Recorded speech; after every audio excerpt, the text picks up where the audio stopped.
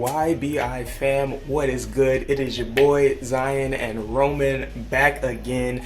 Welcome to YBI, where we discuss ways and strategies on how to better your financial selves. We are back in the building for episode 3, season 2. Oh yeah. How are we feeling, my guy?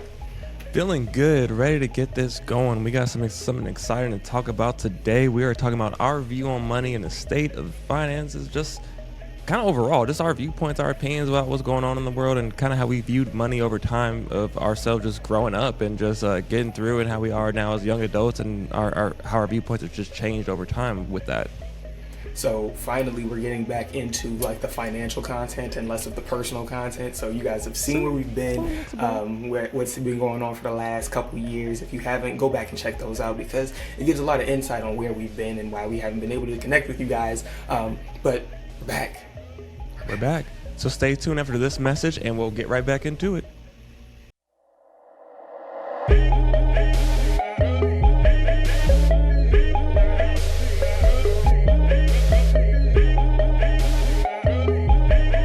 And now we're back. Welcome back to YBI. We're going to hop right back into our topic of today. Once again, we're talking about our viewpoint on money and just the viewpoint on money in the world right now, kind of how we feel, things we kind of seen going on right now recently.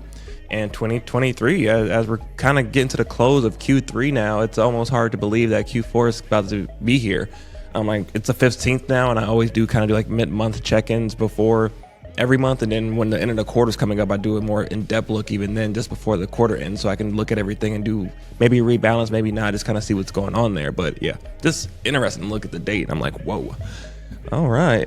Yeah, so we are talking about what money means to us personally, how it's kind of changed our views and stuff over time. So let's answer that question simply, like, what does money mean to you personally? Money means to me, it means in some sense just freedom, just the freedom to do what you want to do when you want to do it, to not have that worry. Honestly, if it was up to me, if we could be in a society with no money, I would be okay with that. If people could just be happy and live, because as we see in our lives and just growing up, like, money's that biggest thing. It's like, well, you need that to get food, you need that to get shelter, so without that you really can't live. So it's freedom in the sense of you need it to at least be stable and be comfortable in this world. What about you? Yeah, we're gonna have to dive into that a little bit later, but I mean, yeah, I absolutely, it's freedom. But for me, it's the ability to kind of just do what you want when you want.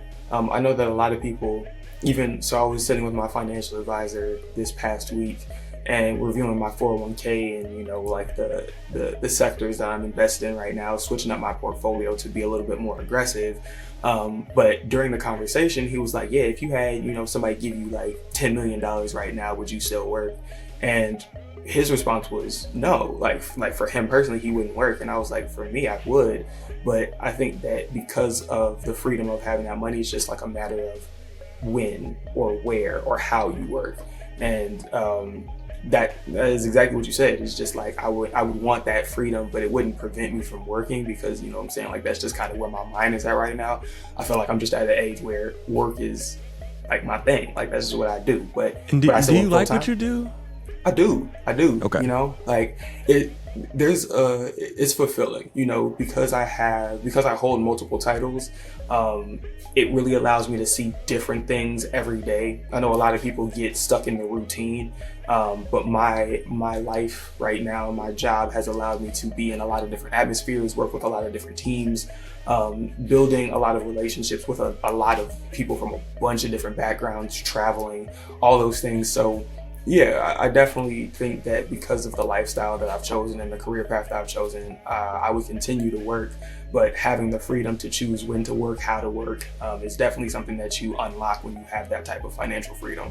It kind of feels like it's like that, with the saying, you know, you either work to live or live to work, kind of that mentality of it. And Zion and I are both lucky enough to we both like what we do. Like, I'm in the same kind of mindset as that, where yeah, someone give me 10 mil right now, I would probably still work just because I like what I do. And I'm a busybody. I don't want to just be stuck at home or not doing anything. I know you can go out and travel and do different experiences, but I would still want to work here and there just to do it, just because I like what I do.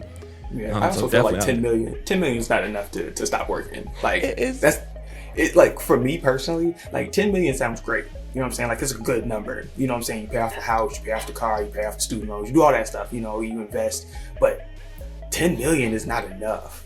You know what I mean? Like, yeah. I don't know. Like, for me, like, the number that it takes for me to look at retirement and be like, I'm done, considering that, you know what I'm saying? Like, I'm only 28, you know? Like, I got a lot. I got, you know, like, let's say 80 years left. Oh, that's a lot. That's a long time, but still, 80 years left. You know what I'm saying? I put you at 100. Medicine's come a long way. We can do this.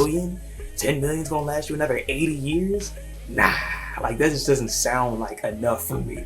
So It's also like generational wealth, you know. It's like, especially family and everything. It's like it's trying to build up that at this point of like, okay, how can I also set up my own family for better success? How can I set up my kids for success? And like once you think about that, 10 mil, you like, I might need to 10x that and get to 100 mil before I feel like not only I'm secure, but my future generations are, you know, more secure. Yeah, same scenario though, because he's 50 plus. You know, he's the owner of a you know very financial securities company. So obviously, when I'm talking to him and he says if he got 10 million right now, he'd be done. And I'm like, yeah, but you were going to retire in 7 years. Like I'm not. You know, like I still got another 40 years of working and to gather that the type of you know liquidity that he has. So you know, when I'm talking to people and talking about financial freedom, it really differs on you know the demographics that they're in, the age that they are, the lifestyle that they want to live. Like for me, I feel like traveling is definitely an essential part of my life, and I know how expensive trips can be, and I know that you know 10 million it'll go when you start looking at I'm trying to travel internationally, and if you're trying to stay places that are nice and all that stuff, like it just wasn't enough for me. But yeah, you definitely got to know, you know, how you want to. I feel like whenever you do, and probably your financial advisor has told you this too, when you are doing your planning, it's like, you know, what's your yearly expenses look like, and then you also got to throw in like taxes and inflation in there in that calculation to see like, okay, like how much do I really need to survive if I really want to say like, I don't want to work anymore. Like, how are we going to do this if I just want to just chill out for the rest of my life? And that's something to really go into. So how does all that kind of go into how your view on money has changed from the time you were like, I don't know, youngin', to you actually kind of knew what a dollar was and you could go to the corner store or whatever and buy something, till now with that you're doing all these like big adult purchases? How has your viewpoint on money kind of changed? Yeah, I mean, I think that it's the idea, because I mean, we have to understand that for me, like I grew up and we didn't have a ton, you know, like, you know, we went through different phases of, you know, we were not able to get this, that, or, you know, we went through homelessness and all this other stuff at different stages in my life. So for me, it was always a matter of, man, I just need to get to a point of sustainability. And what that looked like at a young age was everybody would say, hey, you need to go and make 6 figures. And that was that number that you needed to go and hit, right? And then, you know, you get close to that or you hit that number and then you're like, man, with inflation and with the way that things and times are changing, this is not the same that it was. Tax brackets. You know what I'm saying? Like tax brackets change, like things are getting more expensive. So for me, I really thought that it was death by 1,000 cuts. Like when you would start making smaller and smaller purchases, but it would add up to a lot. Now it's the reverse, where for me now it's like there are 1 or 2 purchases that are $800 to $1,000 per month that are unexpected. So my view on saving has definitely become more strict. My views on I'm willing to go out and splurge on certain things. Like I would get my car detailed, which would be like $180, $200 every couple of weeks. Now that's not an expense that I'm willing to take on, you know? So I've definitely prioritized things that are going to make me money, things that are going to invest in my children's future, in my future, and just willing to save more money and hoard as much as I possibly can. I think that, like for instance, so I had a HELOC on my house, and if you don't know what a HELOC is, we'll get into it later. It's just a home equity line of credit. We'll talk about all that stuff at some other point in time. I took out a loan there, and I also had my 401k. And somebody was asking me like, well, why did you take out both? Or why did you use both? Why did you use one over the other? And I was like, well, in terms of using the home equity line of credit, like I could do that because it was a larger pool of money that I could pull from. So it showed that I had more available credit. However, the APR that I got from using a 401k loan instead of the HELOC was significantly lower. So I ended up paying less over time. But yeah, now you have a garnishment per se on your take home money, but at the same time, I'm saving money long term. So when you look at long term, like how my view has changed, APR is definitely something I'm more willing to look at. How much money I can keep on hand, cash on hand is definitely a big thing for me now. And just looking at my expenses and how I can decrease that and keep money in my, like keep my cash flow up over time. So I feel like that's a good point to also mention that Zion also said that he made a lot of these decisions and kind of plans with his financial advisor. We are not the financial advisors. We are telling you all kind of our viewpoints and views of things that we're kind of going through. So like he just said, maybe consult your own. Oh, absolutely, 100%. What do you think? Like, how's your view changed over time? I mean, now especially living in California, prices are crazy. Moving from different economic climates. Like, what's different? Yeah, it's my viewpoint on money definitely has changed since I was younger. Like it's almost at some point. Sometimes when I was younger, I didn't realize that. I don't know if you can speak to this as well too, but it's also like we didn't. At least me and my sister didn't know that that we didn't have as much as we did have. Our parents were pretty good at least kind of masking that at a certain point, and at some points they couldn't. And we, especially as we got older, you just get that you turn on and you're like, oh, I noticed this, that we're actually not doing as well as I thought we were. And as that kind of got older, it just put on me to where I was like, no, I want to be sustainable. Like I want to make sure like things are going well. I don't have to really worry for anything, which is kind of put me to the point where I am now, where I am as strict as I am about saving. And I would even call myself frugal at some points and investing and trying to figure out how can I make the money that I do make work for me as efficiently, as quickly as possible to where I can still be peaceful. I am a bit of a workaholic. I will push myself even further than I probably should, but I want to do this, and I'm doing that with the mindset that it's going to pay off more. Those dividends are going to come back to me over time, and it's going to make my life even easier with that.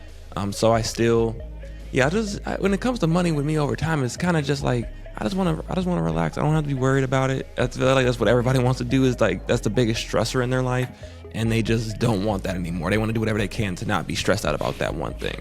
Like life has so many other things going on that you don't want to be worried about that all the time. And like you said, an adult, once you become an adult, all your expenses are at least $500. No matter what you're going to do is $500. Even going to the grocery store nowadays, your grocery bill might even be around $500, or you're going to get your car fixed on. That's at least $500 to $1,000. As far as between California and I came from Chicago, moved from Chicago, cost of living to me has not differed actually that much. Like I said, when we moved out here, our rent was about the same. We still have roommates now, how we have roommates in Chicago. So that lifestyle for us necessarily does not change. The only thing that's really changed is, I would say overall, is just the state of the economy in our country as far as just the way prices have kind of gone up. That's really the biggest difference there. Other than that, I haven't really seen it between Chicago and California. Now, if I had moved from like Chicago to maybe, I don't know, Wyoming or Tennessee, somewhere where just like the incomes or the cost of living wasn't necessarily as close, it would probably be way different. I would have a way different viewpoint on that. But so far, all right. I mean, I definitely felt it, and I was just there on vacation. But I was also you go on vacation though. You're on vacation, and you're going with the mindset of like spending, and like you want to go out and you want to enjoy things. So that means you're gonna go out there. You're gonna do the nicer things. I never been a person to really go out that much or anything like that, probably because I used to be a bartender and work in bars, and I'm like, I'm kind of over that life. But if you want to go out and do those things, yes, it's still gonna hit you. Man, it was a lot Airbnb of people life, bro. That's what it was. It was the Airbnb. It was staying there because we stayed in San Diego. So, you stay in a mansion, and now everything in the mansion area is mansion prices. And I was like, I ain't got that. I ain't one of them. Like I'm just here on vacation, Yeah. So I think that the climates, even in where you are versus where I was traveling to, the climates there were probably drastically different in LA versus San Diego. Like I noticed the price difference there. Food was expensive. Like everything. San Diego and like San Francisco. I mean, now we're talking about California economics, but those have a lot more. It's like the Silicon Valley kind of area, so that's just it is. I will say that probably over there, probably things are more. I will also notice, of course, and you can speak to this too, is you learn where to spend your dollar. So it's like you can go to Jewel and get a perfectly good organic apple for $1, But then you can go to Whole Foods or Gelson's or Erewhon. Let's even bring up Erewhon because we're talking about California. And go get the exact same apple from the exact same farm and pay $4 for the exact same apple. That's kind of the thing of like knowing where to spend your dollar. So in your mind, by going to Erewhon or something, you think you're getting a better product because it's a higher end store, when really it's not. It's the exact same thing. So it's just kind of like, read your labels, people. Check things. Figure out if something's come from the same farm or the same area, it's okay. Like you don't have to say like I got to spend more money on it just because and think that it's better, because sometimes it's not. Yes, in some things, yes, spending more money on it, you get better quality, but not when it comes to everything. Yeah, it was interesting. I saw an article that was talking about Costco and how the Kirkland brand has grown so much. But it turns out that like certain things like Kirkland batteries were actually made by Duracell. Like they're the same battery with different label. Oh, it yeah. was the paper towels, like certain brands or certain brand name items. People are just paying for the brand.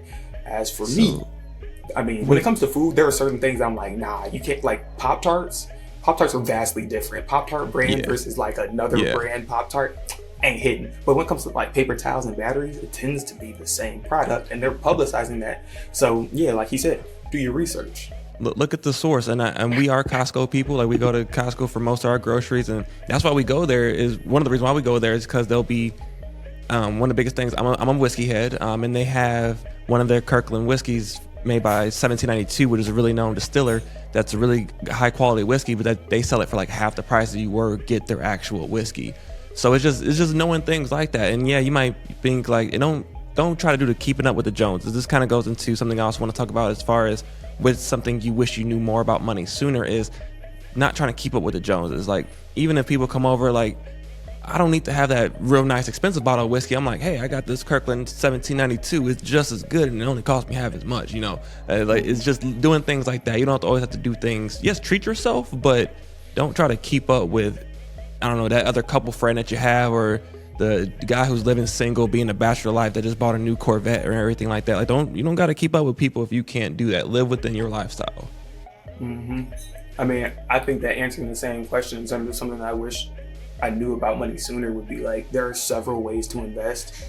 Like there's so many different avenues that you can invest in, and typically we're just taught like savings account, 401k, stocks and bonds, you know, that type of thing. But there are so many different avenues, and it's all about the mindset that you have when you're approaching things. I know that on this platform we've talked about like my shoe collection and stuff like that, even real estate, and like having a home that you're renovating while you're living there, and then, you know, that's still an investment. Like looking at what you're purchasing now and realizing that a lot of the things that you're purchasing now could go up in value, and holding them and then reselling them. I know that that's a big thing that's going on now. So just understanding that investing is really a mindset, and if you are approaching each one of your purchases with the mindset of, hey, I'm using this as an investment, then it can really grow your portfolio like that much more. So it's not just like a pair of shoes that I'm going to burn through right now. It's a pair of shoes that I purchased that I can hold, that I can sell at some point, that will maintain value or gain value down the road. But that's why I buy certain products. That's why I buy certain brands. It's because I'm like, I know that this will go up in value. So it was the asset versus liability discussion that we had a while back, which would be another good one, I think, to actually do another refresher on this, because that's a very good point, you know. Especially a lot of things we buy a lot of days does have resale value. Even if you might want to try a hobby, a microphone, you know, a lot of these things will have like collectible or resale value or hold there somewhat. And you're like, okay, maybe I don't want to use this anymore. Sell it or even rent it out. There's ways to kind of make things that you have still make money for you. Yeah, that was interesting. Like somebody, I was at Canada Goose, the coat company, right? And they said that the coat that I was looking at was now considered vintage. They're like, yeah, we've actually discontinued this coat after this year. So 5 years from now, this coat will actually be worth more than what you're actually buying now. Very expensive coat, $1,500. I was like, that's crazy. But they're like, yeah, this is what people are willing to pay now, because we're switching the brand, and because it has such great brand awareness that people are actually willing to pay more for these coats down the line, because they can't afford them now. I'm like, that's wild. So yeah, it's crazy to just think that you're walking into places and people are telling you, like the people that are selling you the product now are talking to you about a purchase today as an investment down the line. You know what I'm saying? Like Hmm. it's interesting to think about. But again, it's just a mindset shift. Like you didn't walk into the store thinking I'm going to purchase a coat for, as an investment. You think that you're going to purchase a coat because you're cold. And they're like, no, this is actually investment. So the way that people start talking and thinking about investments and what you're purchasing can drastically change what you purchase, why you purchase it, and how you treat that thing in order for it to maintain its value long term. Yep. So I think. one thing I wanted to ask you about, because earlier on you were saying that you wish that money would be different. Like, what do you think is like something that you would replace money with now? Because I'm like, based off what you said, I was like, are you talking about like a barter system that you wish that we were in? Like, what is it? See, okay, because I feel like when I run at people are like, this man just wants to be a communist or social, and it's like not necessarily, but it's just like life would be easier if it was just like, hey, yeah, like just trade for stuff or just talk to someone, like I'll do this for you, you do this for me, or just live off the land. Like things would be easier, but also maybe not. We wouldn't have as many things we have without currency and without capitalism. Like those things have led to a lot of development. So it's something for maybe bring on economists to kind of like how would the world change if we didn't just have like the dollar or whatever currency you kind of want to use. I don't know what I will replace it with besides good nature towards your fellow person. People always say I'm more of an optimist when it comes to that, but it's like, it's just things would be a lot less stressful out there in the world without that. I think that things would definitely be stressful. I mean, I think that they would be less stressful because money is probably the most emotional thing that we cling to, other than like actual life. But I think that a good example would be like In Time, the movie with Justin Timberlake, where everything was paid for in time, like with physical time. I think that is an amazing idea because it would reward people that are actually out here like hustling for stuff, because you're being paid something for everything that you're actually investing in, like all of the time that you're spending. Like, so for me, I think that as somebody that works day and night, I'm not being compensated for that necessarily, but that's what I'm willing to do. But it's all, when you talk about stress, imagine having to look down and see that your time is ticking. You know what I'm saying? Like you see that time dropping, but it would also prevent us from wasting time. Like you scrolling on social media and just doing things that aren't necessarily feeding us and adding to our time. You could actually be able to see that on your wrist or your watch or whatever it is. But I think that the stress of that, like, I would never sleep in. You kidding me? There would never be a day that I sleep in. If you look down and you're like, but if you think about like time as that type of currency, like we could still be doing that now. We could still be thinking like our time is that important. We A just lot don't. of people do say, time is money, or like what's worth to you your time, and that's, I mean, that's a lot. I've never seen that movie, but that's really interesting because that is true. Time is something we all have, but it's something that we all have a finite amount, and it's something that is very precious to us, and something that we do all kind of take for granted. Especially when we're younger, we take that for granted. We're 10 years old, we're like, we're unstoppable. Teenager, we're still unstoppable until you start getting, probably, I guess, after 21 plus, you're like, okay, maybe I'm not unstoppable. Your knees start to hurt, and all of a sudden you're like, huh? Once you get that first knee creak. Yeah, I know the feeling, but that's probably what I would switch my currency to is time, and just be like, you know what, I am going to be a better steward of the time that I have, and not waste it on things that frivolous things that don't really matter. So I guess to kind of wrap us up out of here is really kind of a quick rundown of kind of what we see in the world right now and kind of how we view it, at least as far as the financial aspect of it. At least going in for me is really just, I'm very much in a viewer, just a viewer, observer kind of right now in it, just because we have been living through some very crazy times even before like the pandemic. Things have just been happening and things have been changing. Politically, geopolitically wise, just overall an entire world where different resources are coming from, how the world's trying to go more clean, how just so many things have been changing. So it's just really interesting to see how it changes our lives, how it changes like economics. And that's been something that's been very critical for me, and be like, where is the world going? Like, we know where the world's going. It's really just, how are we going to get there, and what path is that going to take? Are we going to continue to make things better? Are we going to make things worse? How is that going to ride out? As far as, how I see things overall in America right now, I feel like everyone's going a little crazy. It's just like, what are we doing? How do we do it? How do we make things happen? Inflation's going crazy. This is going here. And it's like, you know what? We can just chill out and relax.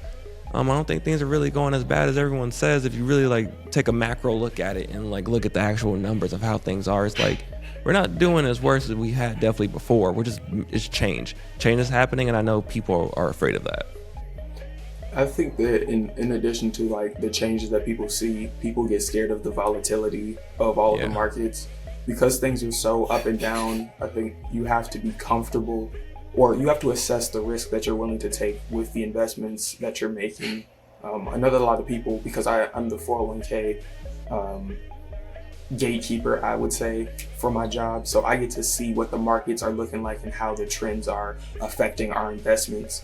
And a lot of people call me and they're freaking out like, hey, like my 401k is down like 12%. Like, what should I do? And I'm like, leave it alone. Or go talk to your financial advisor. But realistically, what they're going to tell you to do is leave it alone, and not watch it on a day-to-day basis. You get to see it down 12%, but then, in 6 months, you're like, well, it's up 20% now. And we're like, yeah, so just leave it alone. So with everything that's going on, understand that the world economics are going to have effect on, the stateside economics, and the volatility that comes is normal. So just be aware of that. Know that if you stay the course, typically you can see a increase in markets and market trends. If you look at long-term data from, 1970 through the 2010s, you see a progression upwards. It's not going straight up, but you see a lot of ups and downs, but you see the ups and downs as it continues to creep up. So, stay the course, but just know that things are going to happen. It's going to drop. It'll always come back. It does. That's just what the market does. So, yes, it's crazy. I kind of just thought about the things we were talking about earlier. About like something I wish I knew sooner. And really, 3 things would be like budget, compounding, and credit. Like you just said, you just let the money sit there. It's going to compound over time. Just having that mindset and being like, well, I could just go out there and buy this right now with it, but let that money just chill, let it compound, let it work for you, and then it'll do its thing. All right. Yeah. So I think that is a good place for us to let this rest. Let it fester. Yeah, let it brew for the let people. let them internalize a lot of the things that we were talking about here today. But please comment down below, hit us up. If whatever thoughts you all kind of have with this. What are your viewpoints on the economy right now? What are your viewpoints on money for yourself and just growing up? And if you're young, right, or super young right now, let us know what you're thinking about it. Because I know young people do think about money, especially right now with the internet. Even like, when I mean young, I mean like 13-year-olds. Like they're thinking about it, trying to figure out their own paths right now. Mm-hmm. And they have so many more opportunities. These NIL deals that people are getting in college, I wish I had the opportunity, because it would have definitely changed the way that the school that I went to. It would have changed so much. And younger people now have more opportunities when it comes to social media to go and make money with advertising companies, with all these different things. So I know that young people are definitely they're being impacted by global markets more than we were, because we didn't have the opportunity to go make $1 million tomorrow. But hey, big ups to you. I wish I could do it, and now that you can, more power to you. So all right, and with people take us out of here, Roman. Like I said, remember to like, subscribe, comment down below. Let us know what you guys want us to talk about, or your thoughts on this episode. Remember though, we may be young, we may even be broke, but we are always investing. Peace. Till next time. Peace.